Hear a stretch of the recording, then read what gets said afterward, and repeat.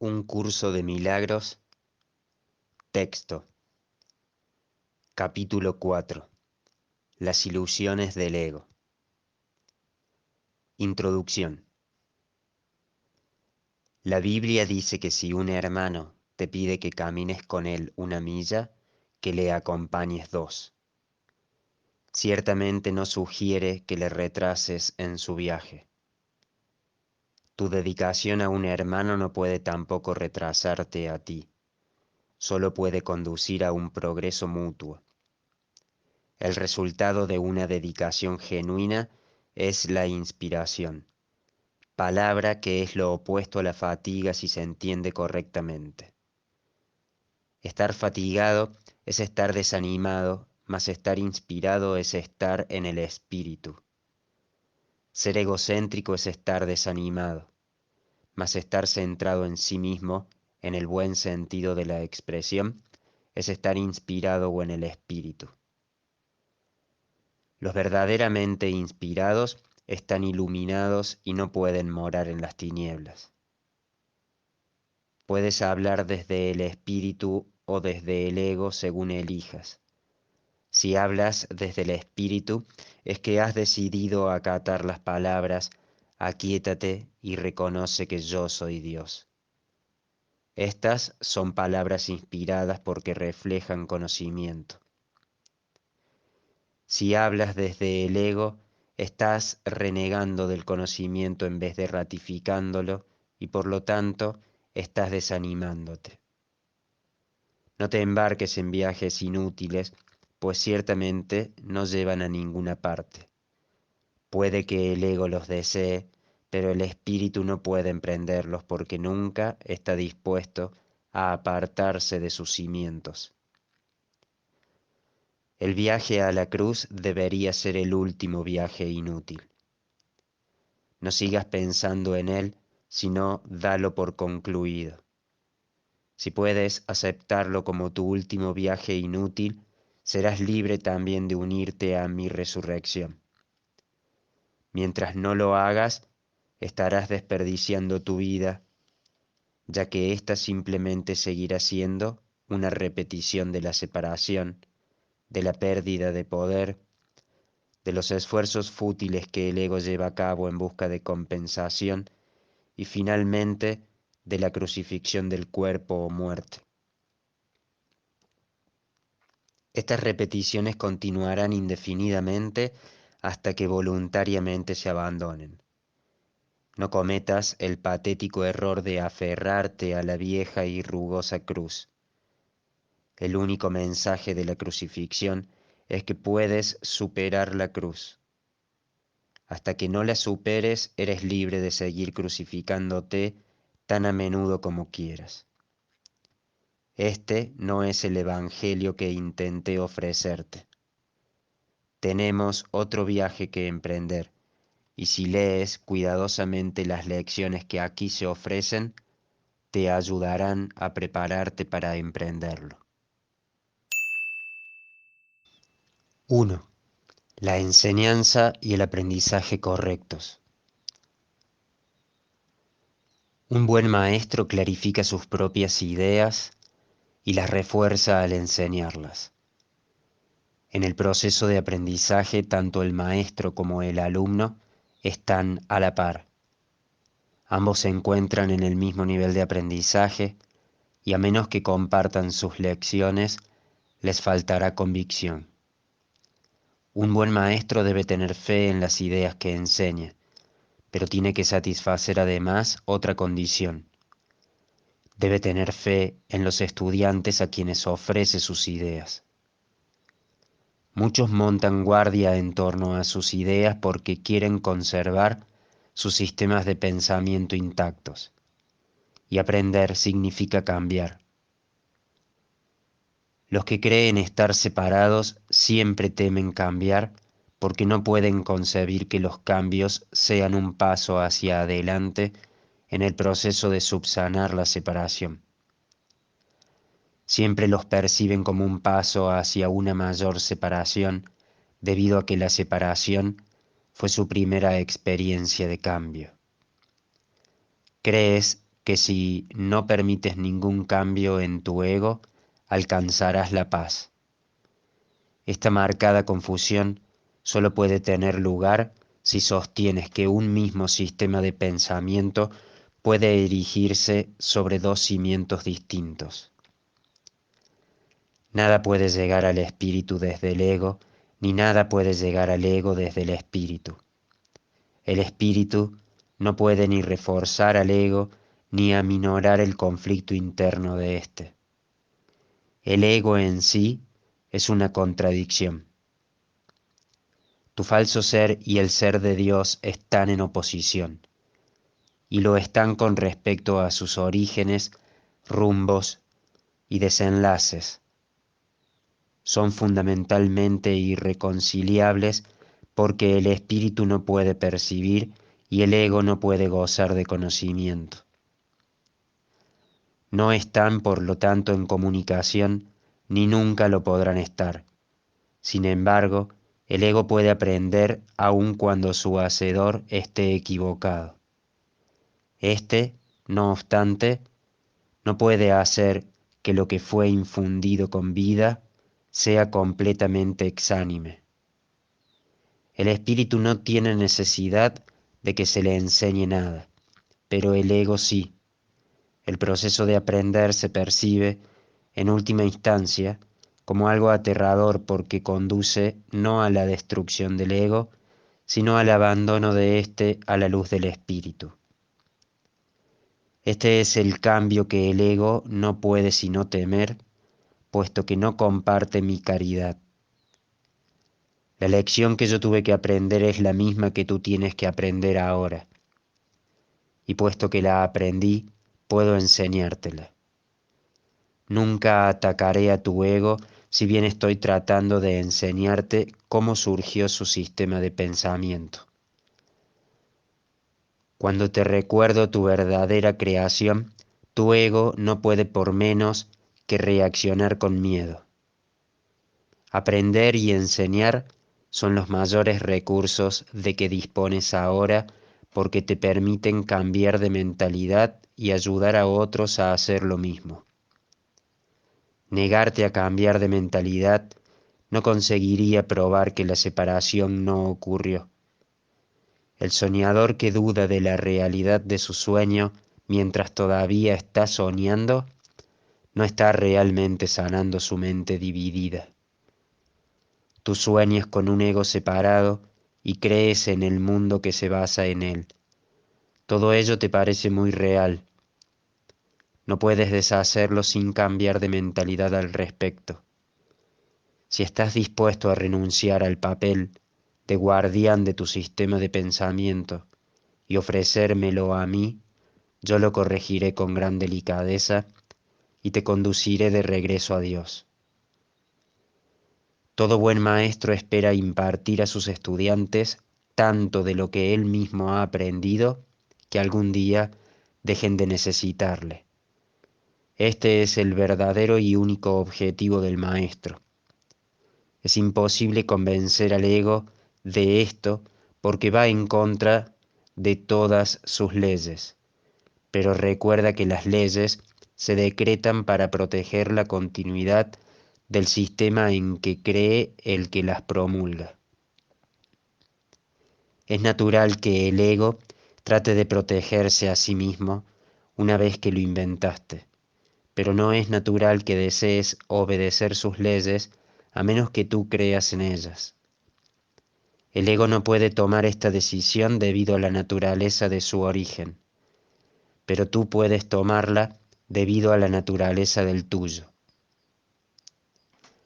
Los egos pueden chocar en cualquier situación, pero es imposible que el espíritu choque en absoluto. Si percibes a un maestro simplemente como un ego más grande, sentirás miedo, ya que agrandar un ego es aumentar la ansiedad que produce la separación.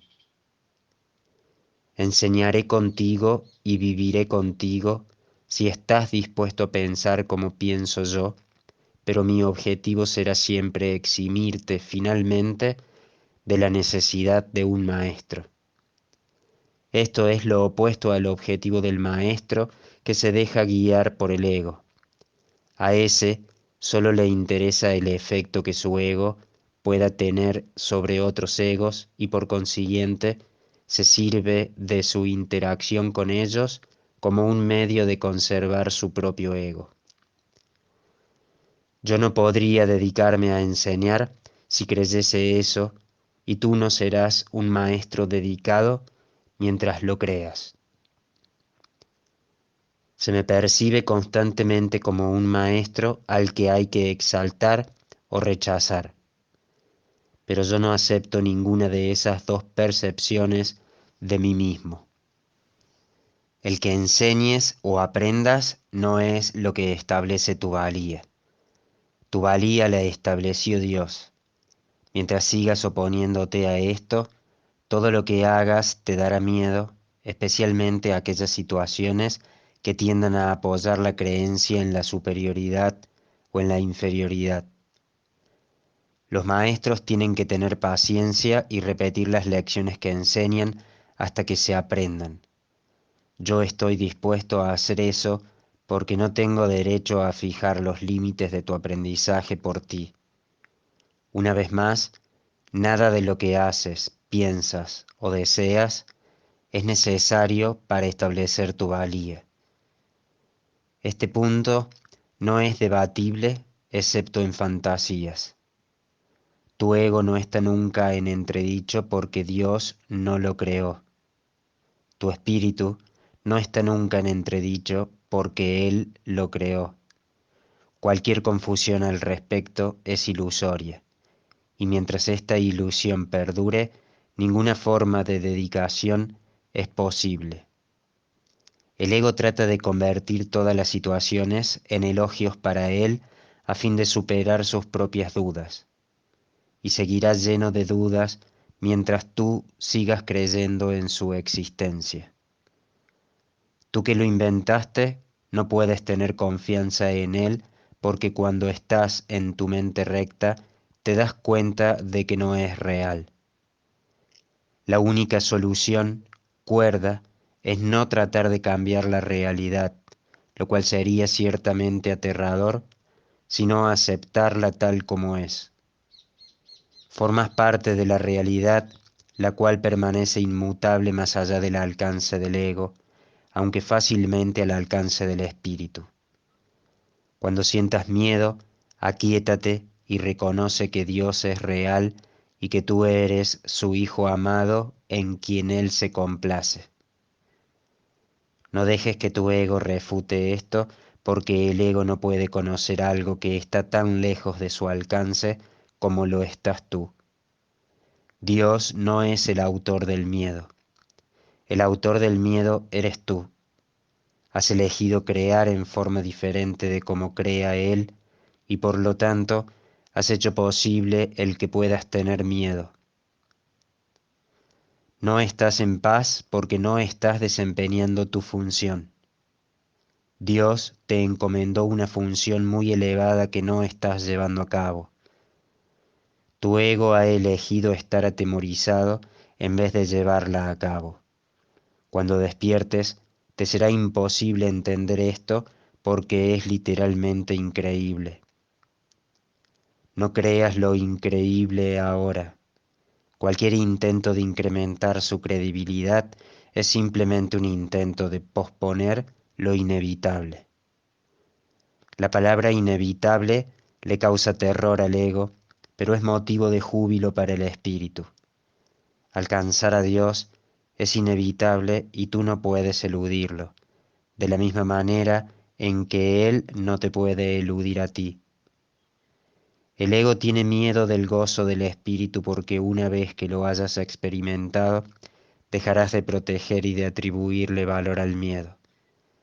Le atribuyes gran valor ahora porque el miedo es un testigo de la separación y tu ego se regocija cuando das testimonio de ella. Repúdialo. No le escuches ni lo ampares. Escucha únicamente a Dios, quien es tan incapaz de engañar como lo es el espíritu que Él creó. Libérate y libera a otros. No les ofrezcas a los demás una imagen de ti mismo falsa e indigna, ni tampoco aceptes una imagen similar de ellos. El ego ha construido para ti un hogar mísero e inhóspito, porque no puede construir de ninguna otra manera. No trates de mantener en pie ese hogar ruinoso. En su debilidad radica tu fuerza. Solo Dios pudo erigir un hogar digno de sus creaciones, las cuales eligieron dejarlo vacío, desahuciándose así a sí mismas. No obstante, su hogar seguirá en pie eternamente, listo para cuando decidas entrar a ocuparlo. De esto puedes estar completamente seguro. Dios es tan incapaz de crear lo perecedero como el ego es de fabricar lo eterno. Desde tu ego no puedes hacer nada para salvarte o para salvar a otros, pero desde tu espíritu puedes hacer cualquier cosa para salvar a otros o para salvarte a ti mismo. La humildad es una lección para el ego, no para el espíritu. El espíritu está más allá de la humildad porque reconoce su esplendor y gustosamente irradia su luz por todas partes. Los mansos heredarán la tierra porque sus egos son humildes y esto hace que su percepción sea más fidedigna. El reino de los cielos es el derecho del espíritu cuya belleza y dignidad están mucho más allá de cualquier duda, más allá de la percepción, y se alzan para siempre como las señales de amor de Dios hacia sus creaciones, las cuales son absolutamente dignas de Él y sólo de Él. Ninguna otra cosa es lo suficientemente valiosa como para poder ser una ofrenda para una creación de Dios. Yo seré un sustituto de tu ego si así lo deseas, pero nunca de tu espíritu. Un padre puede dejar su hijo al cuidado de un hermano mayor que haya demostrado ser responsable, pero esto no entraña confusión alguna acerca de quién es el padre. El hermano puede proteger el cuerpo y el ego del niño, pero eso no lo llevará a creer que él sea el padre. Me puedes confiar tu cuerpo y tu ego debido únicamente a que eso te permite desentenderte de ellos y me deja mostrarte que no son importantes. Yo no podría entender lo importantes que son para ti si yo mismo no hubiese estado tentado de creer en ellos. Aprendamos juntos esta lección para que juntos podamos liberarnos de tu cuerpo y de tu ego. Necesito maestros dedicados que compartan mi objetivo de sanar a la mente. El espíritu no tiene ninguna necesidad de que ni tú ni yo lo protejamos. Recuerda lo siguiente. En este mundo no hay por qué tener tribulaciones, porque yo he vencido al mundo. Por eso es por lo que debes estar jubiloso. 2. El ego y la falsa autonomía. Es razonable preguntarse cómo pudo la mente haber inventado al ego. De hecho, esa es la mejor pregunta que puedes hacerte. Sin embargo, no tiene objeto dar una respuesta en función del pasado, porque el pasado no importa y la historia no existiría si los mismos errores no siguieran repitiéndose en el presente. El pensamiento abstracto es pertinente al conocimiento porque el conocimiento es algo completamente impersonal y para entenderlo no se necesita ningún ejemplo. La percepción, por otra parte, es siempre específica y por lo tanto concreta. Todo el mundo inventa un ego o un yo para sí mismo, el cual está sujeto a enormes variaciones debido a su inestabilidad. También inventa un ego para cada persona a la que percibe, el cual es igualmente variable. Su interacción es un proceso que los altera a ambos porque no fueron creados por el inalterable o mediante él. Es importante darse cuenta de que esta alteración ocurre con igual facilidad tanto si la interacción tiene lugar en la mente como si entraña proximidad física. Pensar acerca de otro ego es tan eficaz en el proceso de cambiar la percepción relativa como lo es la interacción física. No puede haber mejor ejemplo que este de que el ego es solamente una idea y no un hecho. Tu propio estado mental es un buen ejemplo de cómo fue inventado el ego.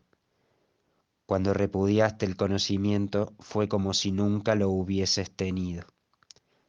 Esto es tan evidente que basta con que lo reconozcas para constatar que eso es lo que en realidad ocurre. Y si eso ocurre en el presente, ¿por qué habría de sorprendente que hubiese ocurrido en el pasado? Asombrarnos ante lo inusual es una reacción comprensible, pero asombrarnos ante algo que ocurre con tanta frecuencia no lo es en absoluto. No olvides, no obstante, que la mente no tiene por qué operar así, aunque así es como opere ahora. Piensa en el amor que los animales sienten por sus crías y en la necesidad que sienten de protegerlas. Eso se debe a que las consideran parte de sí mismos. Nadie repudia lo que considera parte de sí mismo.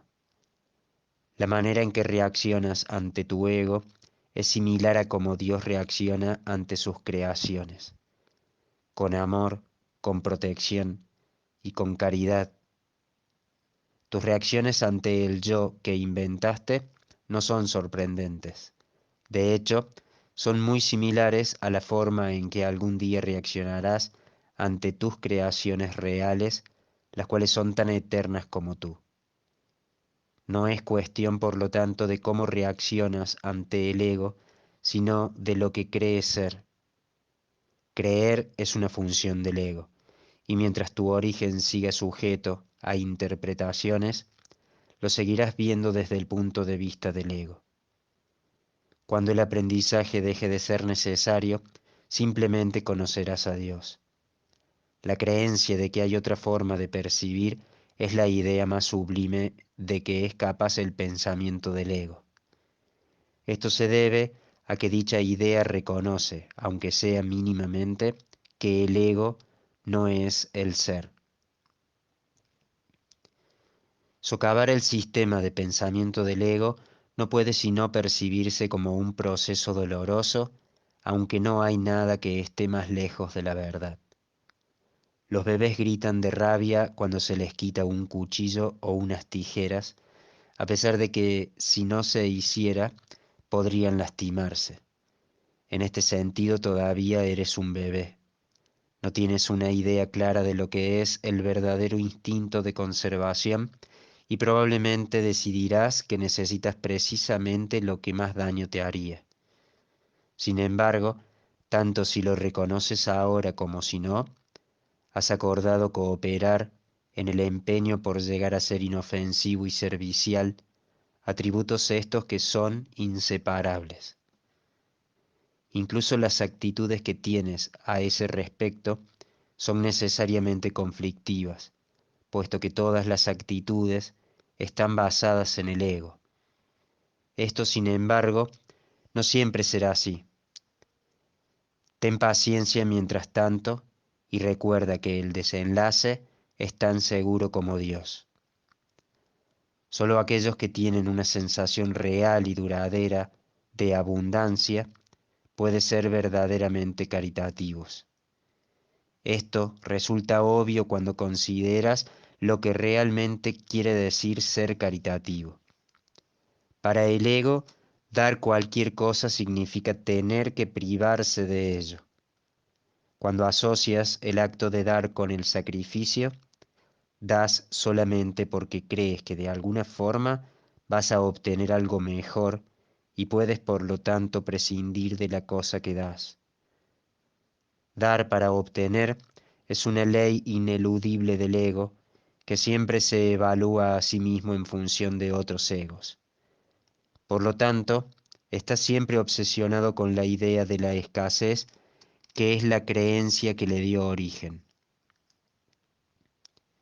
Su percepción de otros egos como entes reales no es más que un intento de convencerse a sí mismo de que él es real. El amor propio, desde el punto de vista del ego, no significa otra cosa que el ego se ha engañado a sí mismo creyendo que es real y por lo tanto está temporalmente menos inclinado a depredar. Ese amor propio es siempre vulnerable a experimentar tensión, término este que se refiere a cualquier cosa que él perciba como una amenaza a su existencia. El ego vive literalmente a base de comparaciones. La igualdad es algo que está más allá de lo que puede entender, y por lo tanto le es imposible ser caritativo. Lo que el ego da nunca emana de una sensación de abundancia, porque él fue engendrado precisamente como sustituto de ésta. Por eso es por lo que el concepto de obtener surgió en su sistema de pensamiento. Los apetitos son mecanismos para obtener que representan la necesidad del ego de ratificarse a sí mismo. Esto es cierto tanto en el caso de los apetitos corporales como en el de las llamadas necesidades más elevadas del ego. El origen de los apetitos corporales no es físico. El ego considera al cuerpo como su hogar y trata de satisfacerse a sí mismo a través de él. Pero la idea de que eso es posible es una decisión de la mente que está completamente confundida acerca de lo que realmente es posible. El ego cree que tiene que valerse por sí mismo para todo, lo cual no es más que otra forma de describir cómo cree que él mismo se originó. Es este un estado de tanto temor que lo único que puede hacer es dirigirse a otros egos y tratar de unirse a ellos en un débil intento de identificarse con ellos o atacarlos en una demostración igualmente débil de fuerza. No es libre, no obstante, de poner en tela de juicio la premisa que da lugar a todo eso, pues esa premisa es su base. El ego es la creencia de la mente según la cual él tiene que valerse completamente por sí mismo. Los incesantes esfuerzos que realiza por ganar el reconocimiento del espíritu y establecer así su propia existencia son inútiles. El espíritu, en su conocimiento, no es consciente del ego, no lo ataca, simplemente no lo puede concebir en absoluto. Aunque el ego tampoco se percata del espíritu, se percibe a sí mismo rechazado por algo más grande que él. Por eso es por lo que el amor propio, tal como el ego lo concibe, no puede por menos que ser ilusorio. Las creaciones de Dios no crean mitos, si bien el esfuerzo creativo se puede trocar en mitología. Esto puede suceder, sin embargo, solo bajo una condición: lo que fabrica deja de ser creativo. Los mitos pertenecen exclusivamente al ámbito de la percepción, y las formas que adoptan son tan ambiguas y de una naturaleza tan marcada por la dicotomía entre el bien y el mal, que ni siquiera el más benévolo de ellos está exento de connotaciones aterradoras.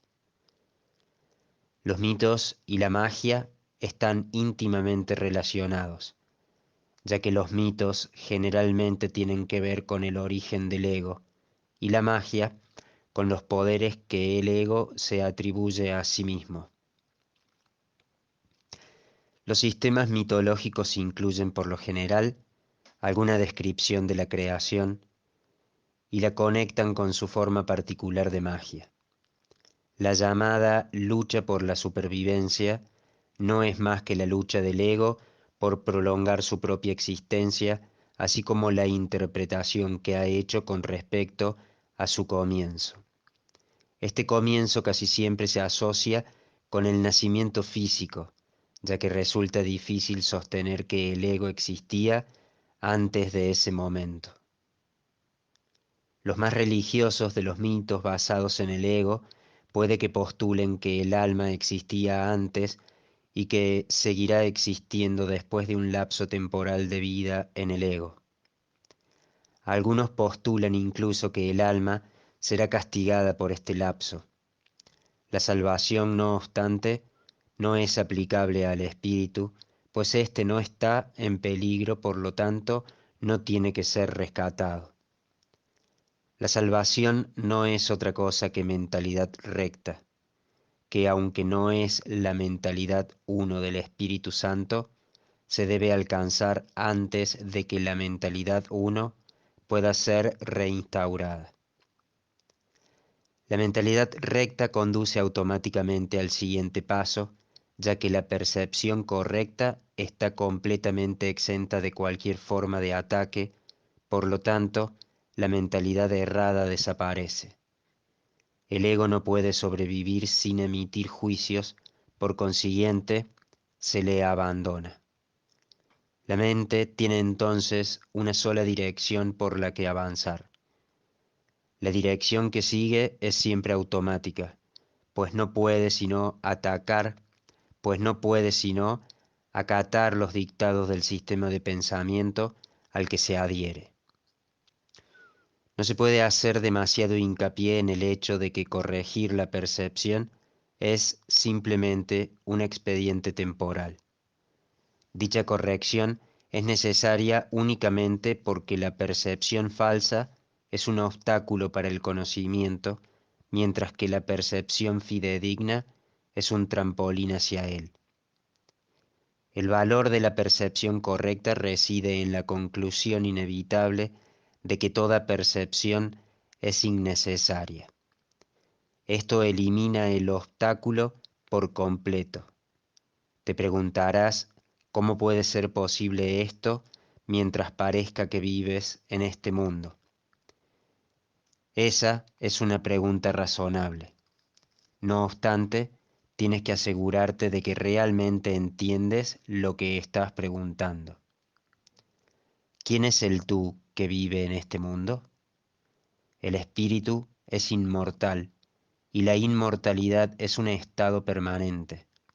El espíritu es tan verdadero ahora como siempre lo fue y lo será siempre, ya que no entraña cambios de ninguna clase. No es un continuo, ni se puede entender tampoco comparándolo con un opuesto. El conocimiento nunca admite comparaciones. En eso estriba su diferencia principal con respecto a cualquier otra cosa que la mente pueda comprender. 3. Amor sin conflicto. Es difícil entender lo que realmente quiere decir el reino de los cielos está dentro de ti. Esto se debe a que no es comprensible para el ego, que lo interpreta como si algo que está fuera estuviese dentro, lo cual no tiene sentido. La palabra dentro es innecesaria. Tú eres el reino de los cielos. ¿Qué otra cosa sino a ti creó el Creador? ¿Y qué otra cosa sino tú es su reino? Este es el mensaje de la expiación, mensaje que en su totalidad trasciende la suma de sus partes. Tú también tienes un reino que tu espíritu creó. Este no ha dejado de crear como consecuencia de las ilusiones del ego. Tus creaciones no son huérfanas de la misma manera en que tú tampoco lo eres. Tu ego y tu espíritu nunca serán co-creadores, pero tu espíritu y tu creador lo serán siempre. Ten por seguro que tus creaciones están tan a salvo como lo estás tú. El reino está perfectamente unido y perfectamente protegido, y el ego no prevalecerá contra él. Amén. Esto se ha escrito en forma de oración porque así puede serte más útil en momentos de tentación. Es una declaración de independencia. La encontrarás muy provechosa si la entiendes cabalmente. El que necesites mi ayuda se debe a que has negado tu propia guía y por consiguiente necesitas ser guiado. Mi papel consiste en separar lo falso de lo verdadero para que la verdad pueda traspasar las barreras que el ego ha erigido y así brillar en tu mente. El ego no puede imperar en contra de nuestra fuerza conjunta. Es seguro que a estas alturas resulta evidente por qué el ego considera al espíritu su enemigo. El ego surgió como resultado de la separación y la continuidad de su existencia depende de que tú sigas creyendo en ella. El ego tiene que ofrecerte algún tipo de recompensa para que sigas abrigando esta creencia. Lo único que puede ofrecerte es una sensación de existencia temporal que se origina con su propio comienzo y termina con su propio final. Te dice que esa vida es tu existencia porque es la suya propia. Frente a esta sensación de existencia temporal, el espíritu te ofrece el conocimiento de la permanencia y de la inmutabilidad del estado de ser. Nadie que haya experimentado la revelación de esto puede volver a creer completamente en el ego otra vez. ¿Cómo iba a poder imperar su miserable oferta por encima del glorioso regalo que Dios te hace? Tú que te identificas con el ego, no puedes creer que Dios te ame. No amas lo que hiciste y lo que hiciste no te ama a ti. El ego, que fue engendrado como resultado de tu negación del Padre, no le guarda lealtad a su Hacedor. No puedes ni imaginarte la relación real que existe entre Dios y sus creaciones debido al odio que le tienes al ser que fabricaste. Proyectas sobre el ego tu decisión de estar separado y esto entra en conflicto con el amor que por ser su hacedor sientes por él. No hay amor en este mundo que esté exento de esta ambivalencia, y puesto que ningún ego ha experimentado amor sin ambivalencia, el amor es un concepto que está más allá de su entendimiento. El amor aflorará de inmediato en cualquier mente que de verdad lo desee, pero tiene que desearlo de verdad. Esto quiere decir desearlo sin ninguna ambivalencia y esta forma de desear está completamente desprovista de la compulsión de obtener del ego. Existe una clase de experiencia tan diferente de todo lo que el ego pudiera ofrecerte que nunca más querrás volver a encubrirla u ocultarla. Es necesario repetir que tu creencia en la oscuridad y en la ocultación es la razón de que la luz no pueda pasar. La Biblia hace referencia frecuentemente a los inconmensurables dones que te aguardan, pero que tienes que pedir. Esta no es una condición como las que el ego establece, sino que es la gloriosa condición de lo que tú eres. Ninguna fuerza excepto tu propia voluntad es lo suficientemente fuerte o digna como para poder guiarte. En esto eres tan libre como Dios y así será eternamente. Pidámosle al Padre en mi nombre que te mantenga consciente de su amor por ti y del tuyo por Él. Él nunca ha dejado de responder a este ruego, pues lo único que éste te pide es lo que su voluntad ya ha dispuesto. Quienes piden sinceramente siempre reciben respuesta. No debes anteponer otros dioses a Él, porque no hay otros dioses. Nunca se te ha ocurrido realmente renunciar a todas las ideas que hayas tenido que se oponen al conocimiento. Conservas miles de retazos de temor que le impiden la entrada al Santísimo.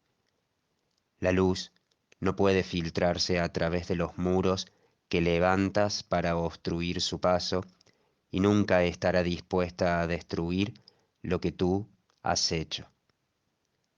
Nadie puede ver a través de un muro, pero yo puedo trasponerlo.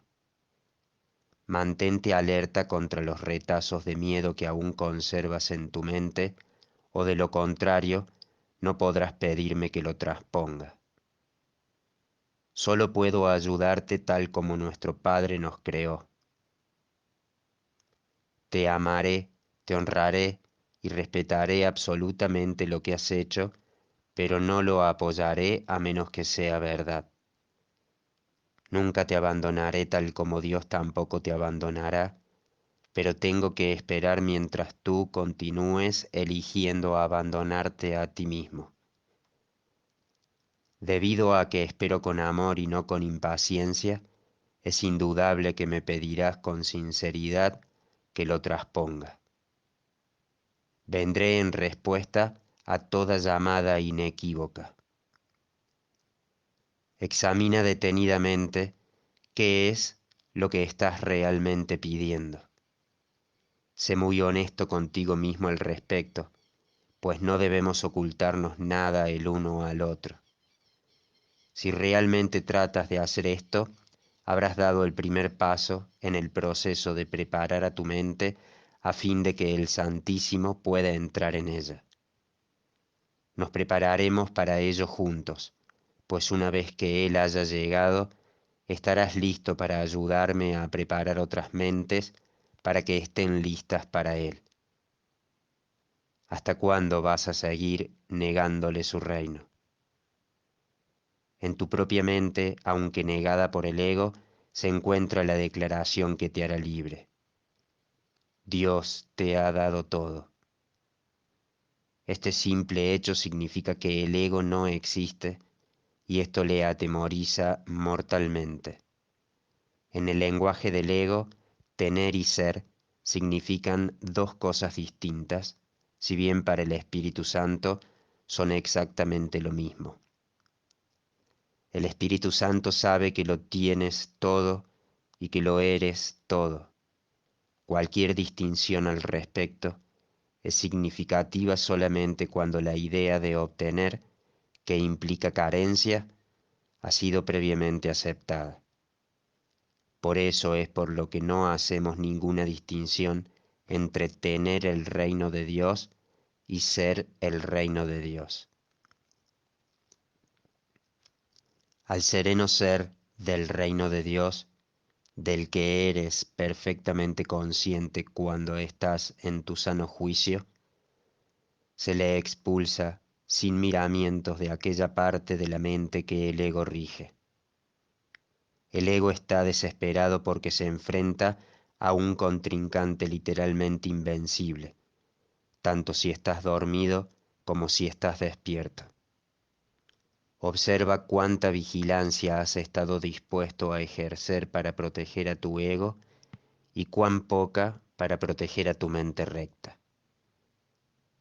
¿Quién, sino un loco, se empeñaría en creer lo que no es cierto y en defender después esa creencia a expensas de la verdad? 4. Esto no tiene por qué ser así. Si no puedes oír la voz de Dios es porque estás eligiendo no escucharla, pero que si escuchas a la voz de tu ego, lo demuestran tus actitudes, tus sentimientos y tu comportamiento. No obstante, eso es lo que quieres. Por eso es por lo que luchas y lo que procuras proteger manteniéndote alerta. Tu mente está repleta de estratagemas para hacer quedar bien al ego, pero no buscas la faz de Cristo. El espejo en el que el ego trata de ver su rostro es ciertamente tenebroso. ¿De qué otra manera, sino con espejos, podría seguir manteniendo la falsedad de su existencia? Con todo, donde buscas para encontrarte a ti mismo, depende de ti. He dicho que no puedes cambiar de mentalidad modificando tu conducta, mas he dicho también y en muchas ocasiones que puedes cambiar de mentalidad. Cuando tu estado de ánimo te diga que has elegido equivocadamente, y esto es así siempre que no te sientes contento, reconoce entonces que eso no tiene por qué ser así. En cada caso has pensado mal acerca de algún hermano que Dios creó y estás percibiendo imágenes que tu ego forja en un espejo tenebroso. Examina honestamente qué es lo que has pensado que Dios no habría pensado y que no has pensado que Dios habría querido que pensases.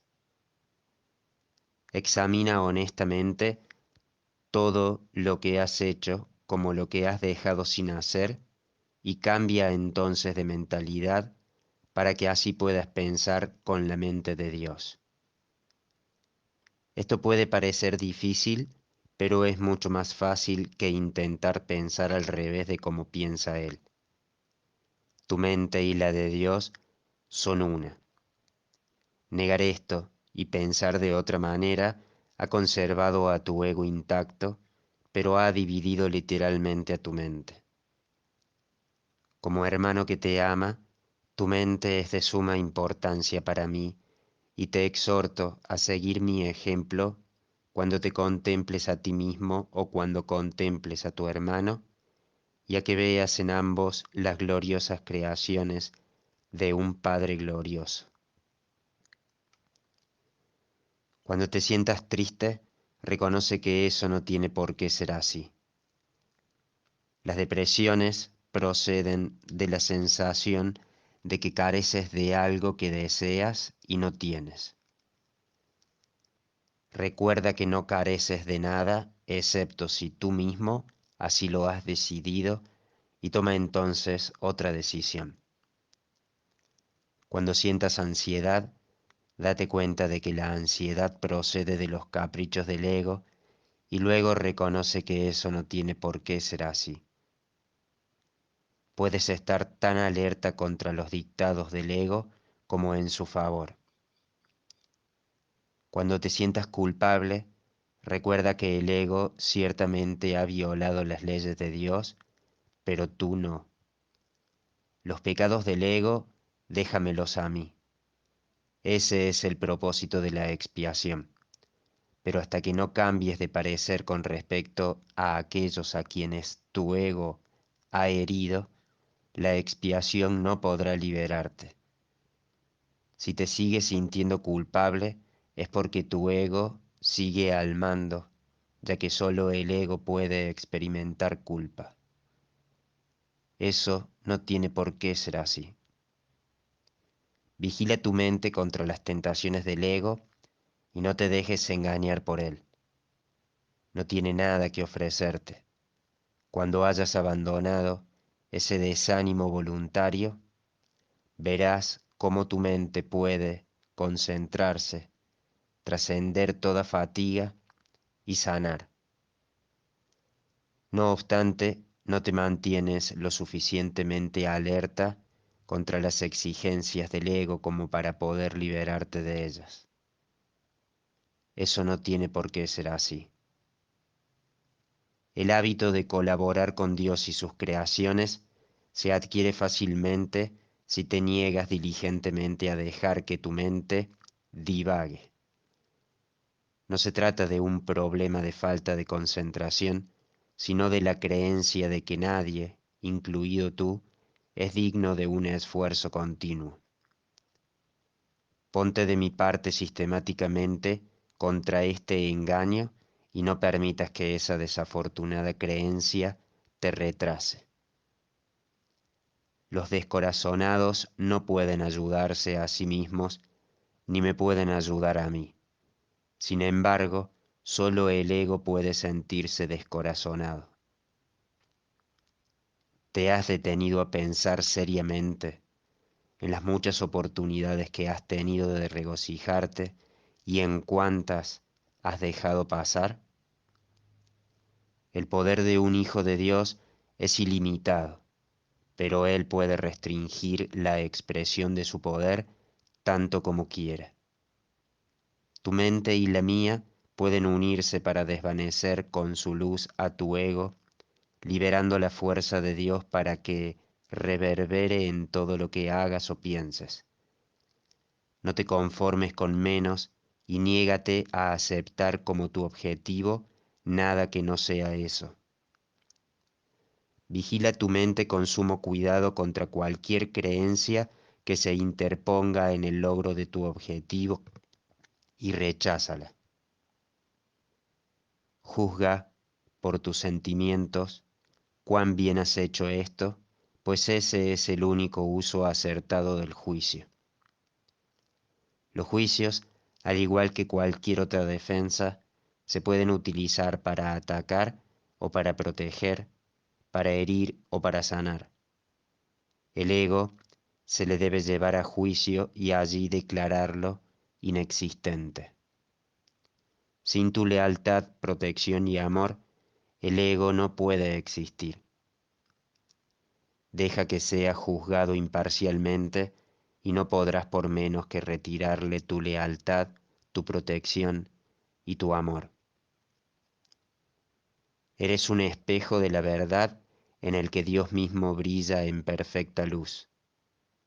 Al tenebroso espejo del ego no tienes sino que decirle: no voy a mirar ahí porque sé que esas imágenes no son verdad. Deja entonces que el Santísimo brille sobre ti en paz, sabiendo que así y sólo así es como debe ser. Su mente resplandeció sobre ti en tu creación y le dio existencia a tu mente. Su mente resplandece todavía sobre ti y no puede sino resplandecer a través de ti. Tu ego no puede impedir que Dios resplandezca sobre ti, pero puede impedir que lo dejes resplandecer a través de ti.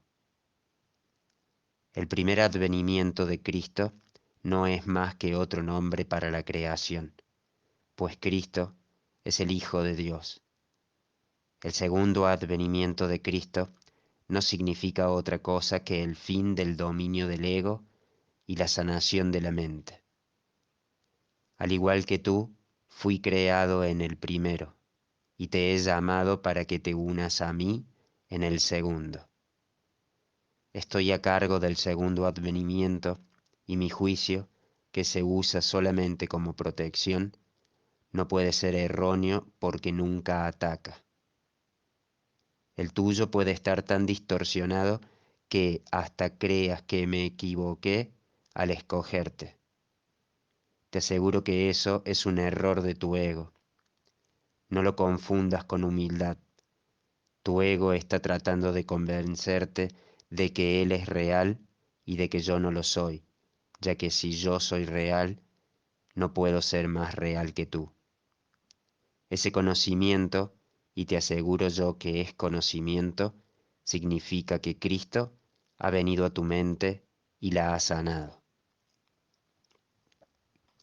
Yo no ataco a tu ego, trato con tu mente superior, la morada del Espíritu Santo, tanto si estás dormido como si estás despierto, al igual como tu ego trata con tu mente inferior, que es su hogar. Me mantengo alerta por ti con respecto a esto, porque tú estás tan confundido que te resulta imposible reconocer tu propia esperanza. No estoy equivocado. Tu mente optará por unirse a la mía y juntos somos invencibles. Tú y tu hermano os uniréis finalmente en mi nombre y vuestra cordura os será restaurada.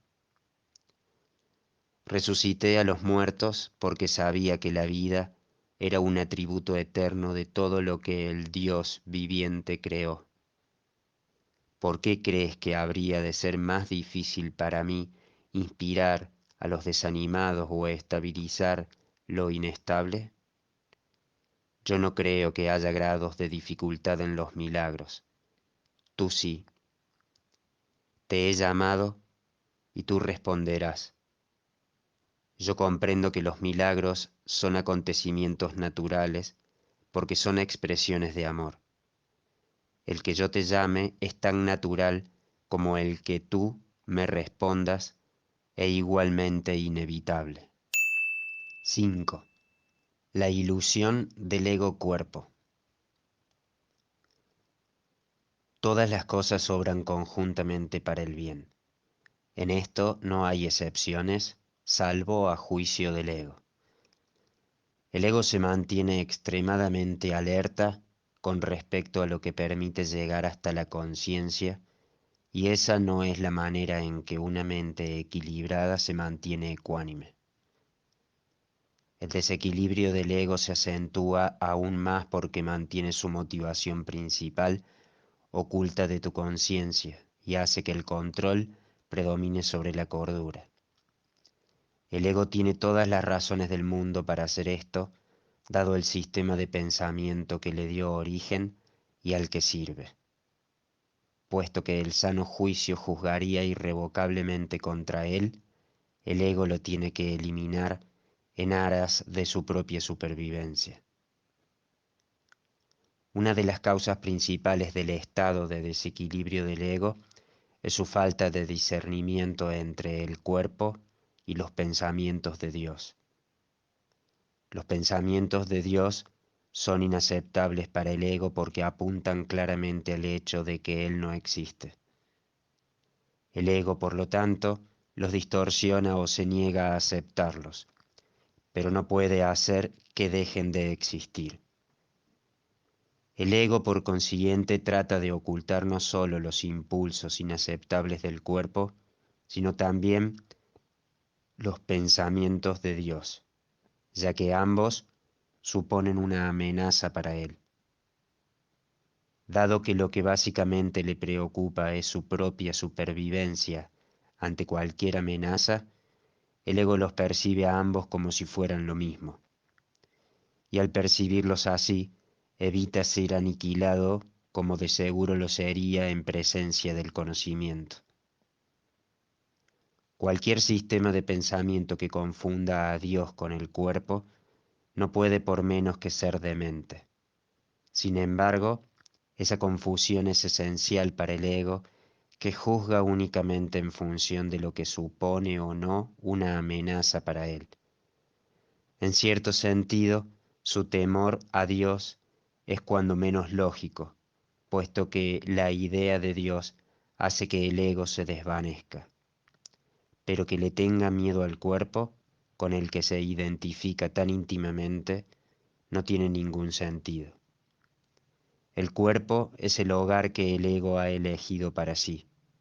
Esta es la única identificación con la que se siente seguro, ya que la vulnerabilidad del cuerpo es su mejor argumento de que tú no puedes proceder de Dios.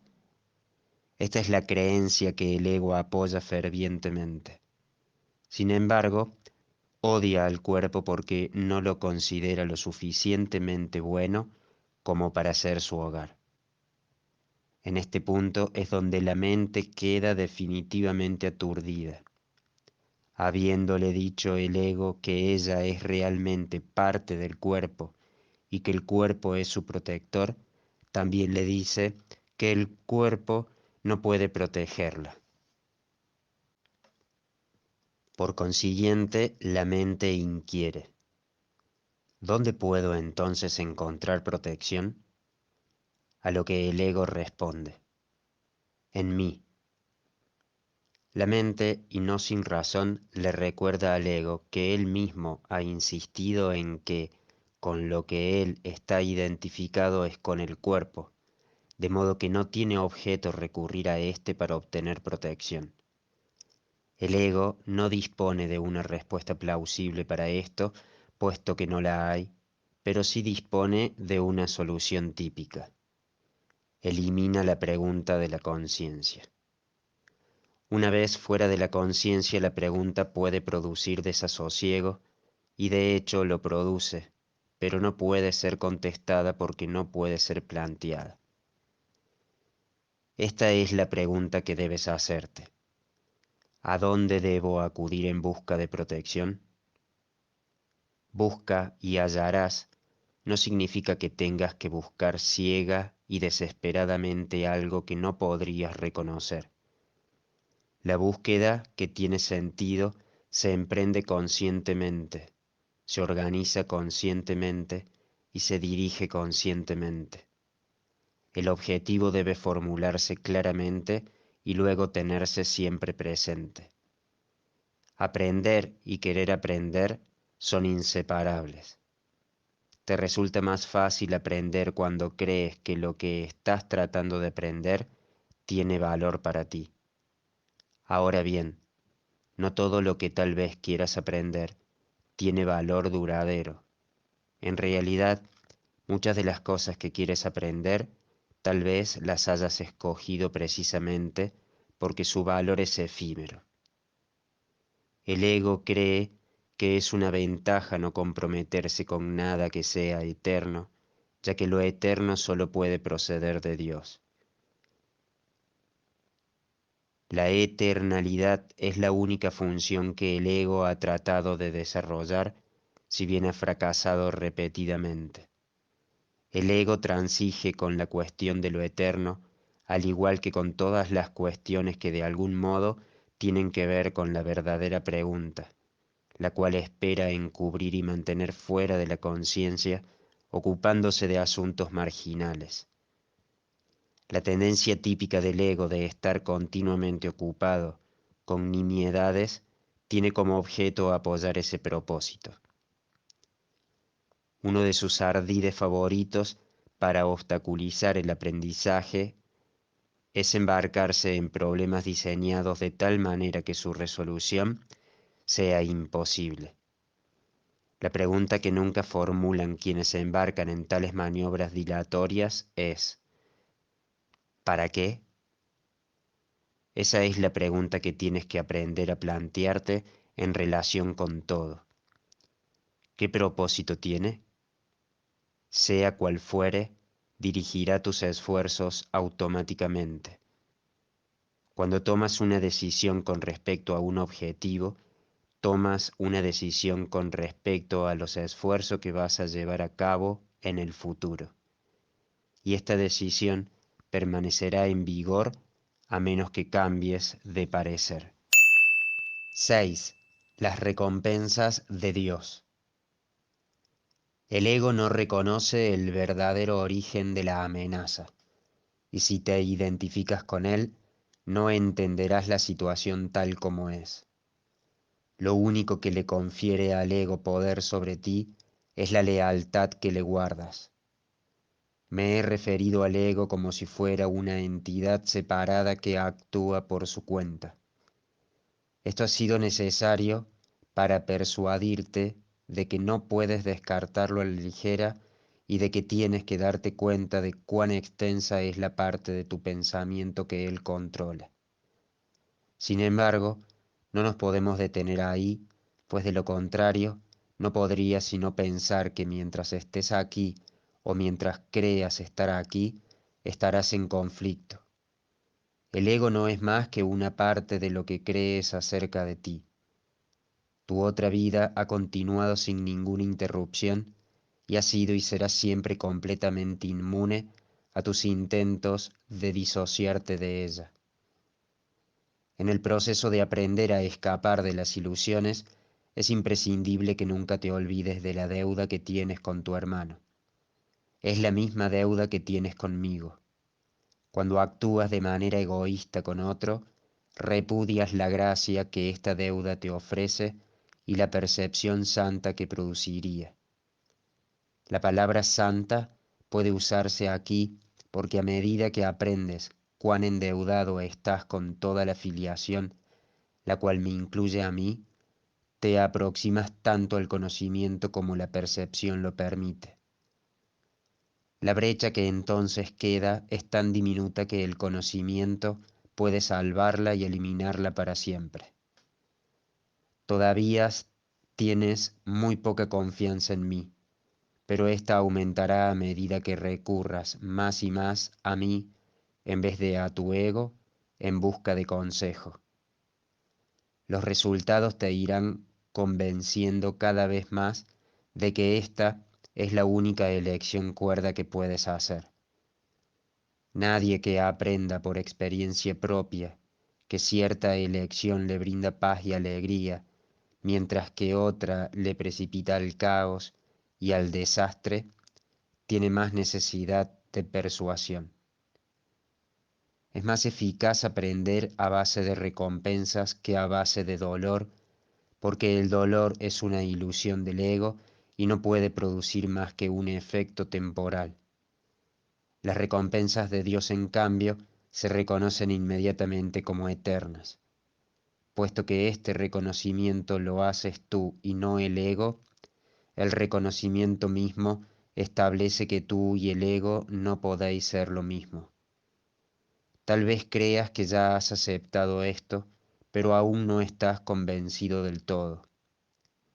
Prueba de ello es el hecho que crees que debes escaparte del ego. Sin embargo, no puedes escaparte de él humillándolo, controlándolo o castigándolo.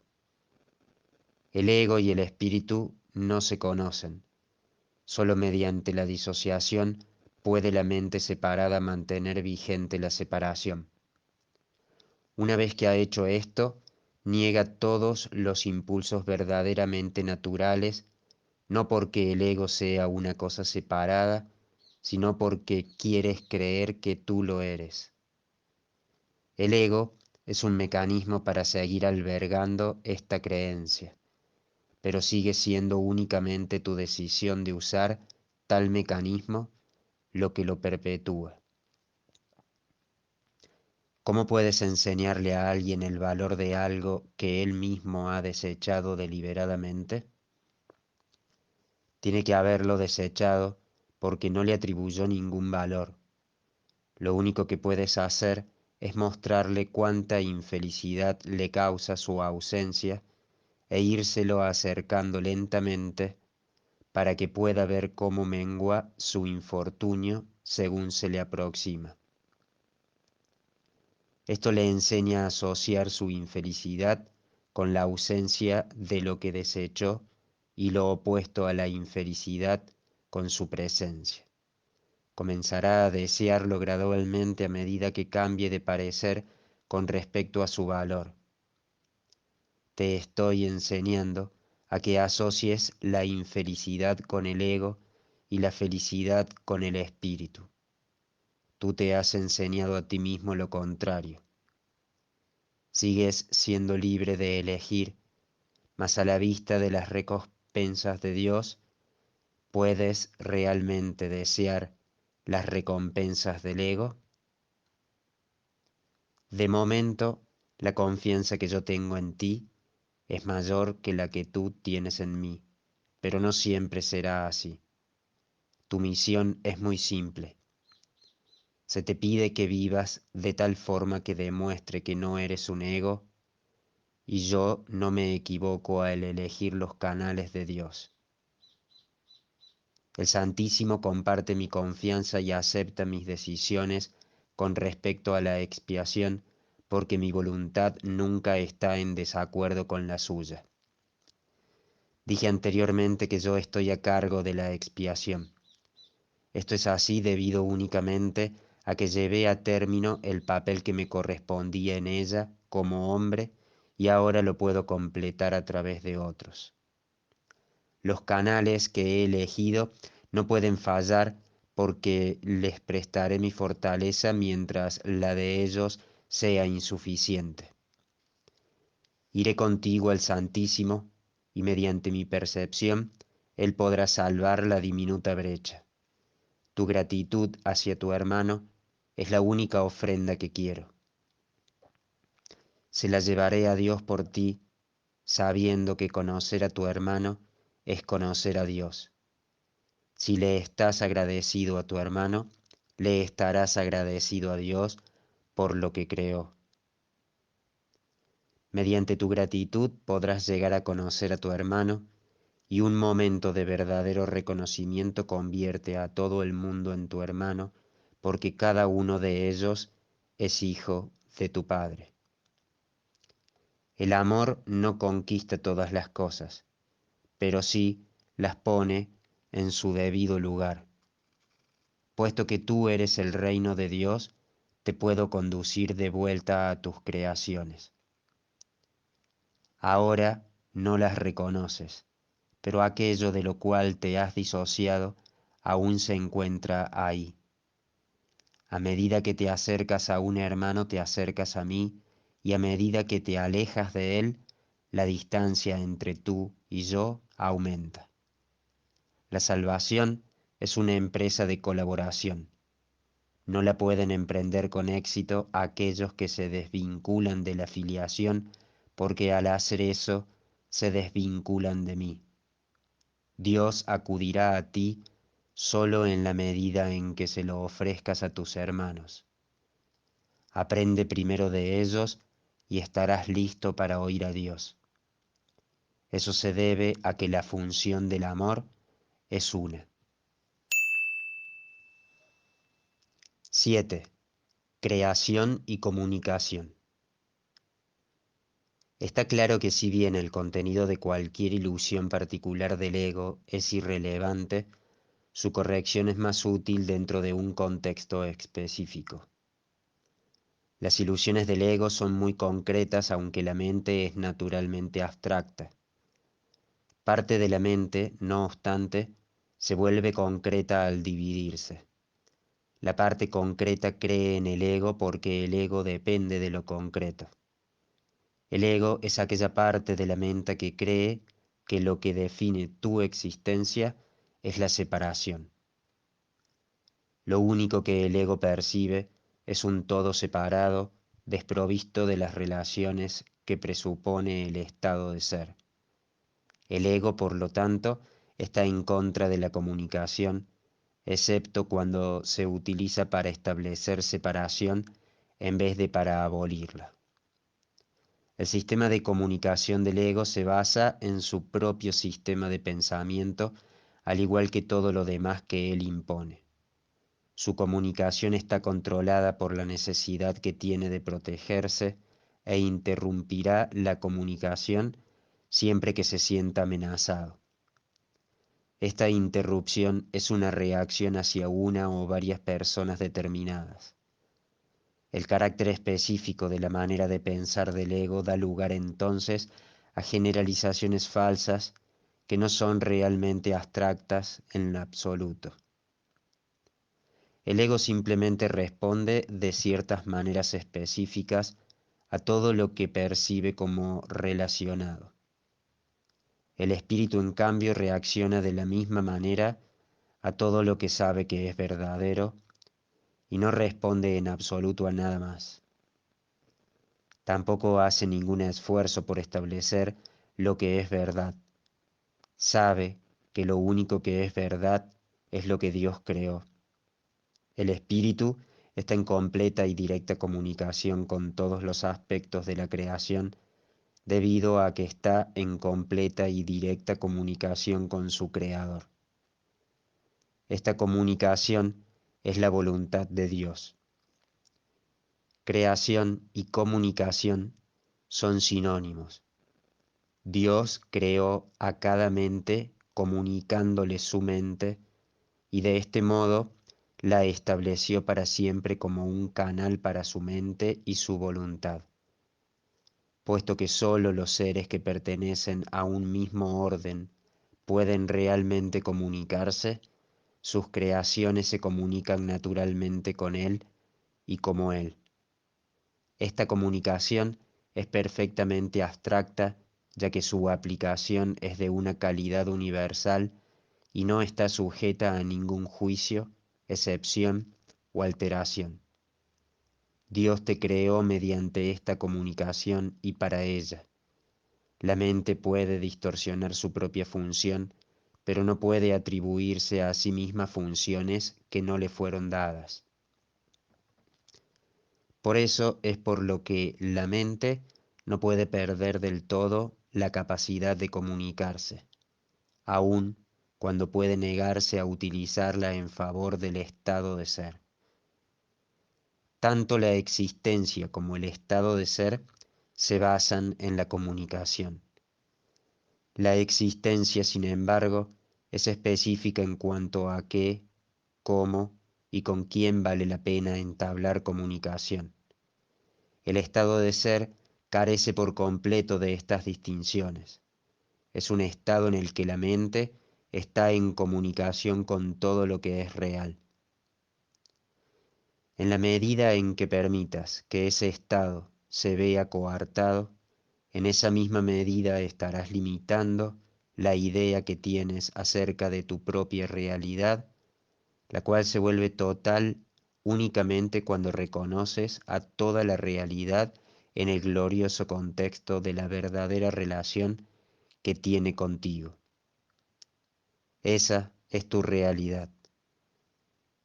No la profanes ni la rechaces. Es tu verdadero hogar, tu verdadero templo y tu verdadero ser. Dios, que abarca todo lo que existe, creó seres que lo tienen todo individualmente, pero que quieren compartirlo para así incrementar su dicha. Nada real puede incrementarse excepto compartiéndolo. Por eso es por lo que Dios te creó. La abstracción divina se deleita compartiendo. Eso es lo que significa la creación. Las preguntas ¿qué, cómo y con quién son irrelevantes toda vez que la verdadera creación lo da todo, ya que sólo puede crear a semejanza propia. Recuerda que la diferencia que hay entre tener y ser en la existencia, en el reino no existe. En el estado de ser, la mente siempre lo da todo. La Biblia afirma repetidamente que debes alabar a Dios. Esto no quiere decir que debas decirle cuán maravilloso es. Dios no tiene un ego con el que aceptar tal alabanza ni percepción con que juzgarla. Pero a menos que desempeñes el papel que te corresponde en la creación, su dicha no será tal porque la tuya no lo es. Y Él ciertamente sabe esto. Lo sabe en su propio ser y en la experiencia que su ser tiene de la experiencia del Hijo. El constante fluir de su amor se obstruye cuando sus canales están cerrados y se siente solo cuando las mentes que Él creó no se comunican plenamente con Él. Dios ha salvaguardado tu reino, pero hasta que no lo conozcas con toda tu mente, Él no puede compartir su gozo contigo. La revelación no es suficiente porque es una comunicación de Dios hacia ti solamente. Dios no tiene necesidad de que se le devuelva la revelación, lo cual sería claramente imposible, pero sí desea que se transmita a otros. Esto no se puede hacer con la revelación en sí, pues su contenido no puede ser expresado debido a que es algo sumamente personal para la mente que lo recibe. No obstante, dicha mente lo puede extender a otras mentes mediante las actitudes generadas por la sabiduría que se deriva de la revelación. Dios es alabado cada vez que una mente aprende a ser completamente servicial. Esto, sin embargo, es imposible a menos que también aprenda a ser completamente inofensiva, pues ambos conceptos tienen que coexistir. Los que son verdaderamente serviciales son a su vez invulnerables porque no protegen a sus egos y por lo tanto nada puede hacerles daño. Su espíritu servicial es la manera en que alaban a Dios, y Él les devolverá las alabanzas que le hagan porque ellos son como Él y pueden regocijarse juntos. Dios se extiende hasta ellos y por medio de ellos, y una gran alegría cunde por todo el reino. Cada mente que ha sido transformada contribuye a aumentar esta alegría al estar individualmente dispuesta a compartirla. Los verdaderamente serviciales son los obradores de milagros de Dios, a quienes yo dirijo hasta que estemos todos unidos en el júbilo del reino. Te dirigiré allí donde puedas ser verdaderamente servicial y a quien pueda seguir mi dirección a través de ti.